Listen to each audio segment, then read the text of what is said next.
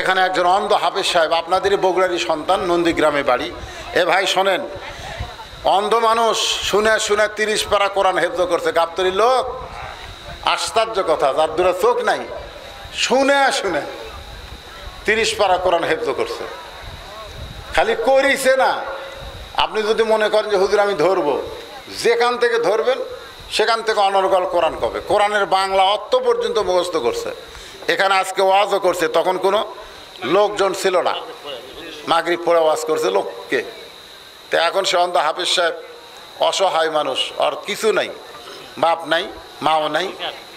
আপনার ওই যে চাকরি করবে মাদ্রাসাত, কয় চোখ নাই, কি দিয়ে পড়াবি। ইমামতি করবার গেলে কয় কানার পাশে নামাজ পড়ে কে। মুয়াজ্জিনি করতে গেলে কারেন্টের যুগ, সকেট ঢুকাতে লোক ঢুকে মরে থাকবি।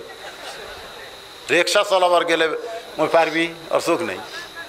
ধান যদি কাটবার যায় তো ধান কাটার আগে হাত কাটবি, আল কাটবার গেলে কোদাল দিয়ে মাটি কাটার আগে পাও কাটবি। ওই সব কামই পারে না, কিন্তু একটা কাম পারে, সেই কামটা হলো বিয়ে করছে। এই কানা মানুষ যে বিয়ে করে কেমনে পারলো ভাই? খালি বিয়ে করে যদি বইয়ের গলা ধরে শুয়ে থাকতো তো তা কিন্তু না, একাধারে 4টে ছেলের বাপ আছে। আলহামদুলিল্লাহ। তো আপনি করছেন, ওর অবস্থা সহায় নাই, সম্পত্তি নাই, কোনো কিছুই নাই।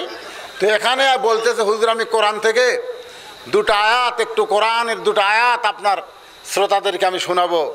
ওয়াজ যখন করছি তখন কেউ ছিল না, আর এই 2 আয়াত শুনে যদি তারা আমাকে একটু সহযোগিতা করে, ভিক্ষা মনে করে না, কোরআনে হাফেজকে ভিক্ষা না, কোরআনে হাফেজকে যদি আপনি একটু সহযোগিতা করেন, একটু বউ বাচ্চা নিয়ে খাবে, যদি এই দোয়া করে কিছু তাকে দেন, সে আপনাদের জন্য দোয়া করবে, আল্লাহ পাকের তরফ থেকে এই দোয়া কবুল হবে। কারণ মাজুর ব্যক্তি, অন্ধ মানুষ, 30 পারা কোরআন হাফেজ, আর দোয়া কবুল না হয়ে যায়। একটা প্রশ্ন করছে, বেনামাজি ব্যক্তি কবর খনন করতে পারবে কি না, পারবে কি না? বেনামাজি বলতে আপনারা কি বুঝতেছেন? আমি আপনাদেরকে 3টা হাদিস শুনাই। 1 নম্বর হাদিস হচ্ছে লা সলাতা লা ইমানা, যার নামাজ নাই তার কি নাই? লা সলাতা লা দীনা, যার নামাজ নাই তার ধর্ম নাই। মান তারাকা সালাত মুতাম্মিদান ফাকাত কাফারা, 1 ওয়াক্ত নামাজ যে বাদ দিল সে কাফের হয়ে গেল। বাইনাল আবদি ওয়াল কুফরি তরকুস সালাত, বান্দা কাফেরের মধ্যে পৃথক করার জিনিসটার নামই হলো নামাজ। তাহলে যে নামাজ পড়ে না সে কি মুসলমান আছে?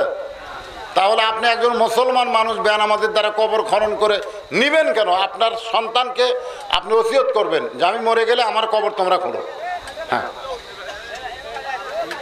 ইউটিউবার ভাইরা এখানে যে ইউটিউব দিচ্ছে, আপনারা অনেক সময় হইচই করেন, এ দেখেন, এটা কিন্তু আপনাদের এই গ্রাম, আজকের এই গ্রাম, এই যে জামির বাড়িয়া উত্তরপাড়া নাকি, উত্তরপাড়া গোটা বিশ্বব্যাপী প্রচার হয়ে গেল।